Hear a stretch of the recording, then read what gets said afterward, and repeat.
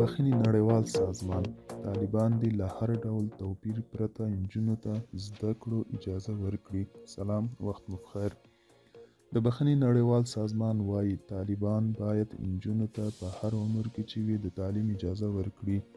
امنسټي انټرنیشنل په یو بیان کې چې بیګا خپور شو دا یادونه هم کړې چې د نجونو پر تعلیم بندیز هیڅ راز توجیه نه لري او د تعلیم لپاره د بشري حقوقو له اساسي اصولو سرغړونه ده.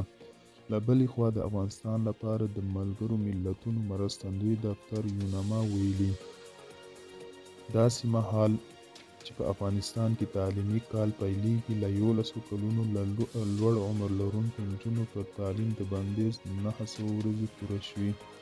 یونما پر افغانستان له واکمنو طالبانو غوښتي دي چې دا بې دلیله او مضر بندیز پای ته ورسوي. یونما همداراز ویلي دي چې تعلیم د سولې او سوکالۍ لپاره اړین دی.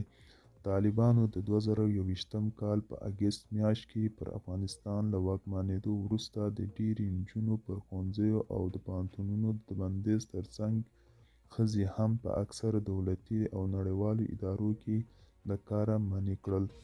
دا و د نن ورځې چمتو کړی خبر. تر بیا هم په الله سپارم. ښې چارې.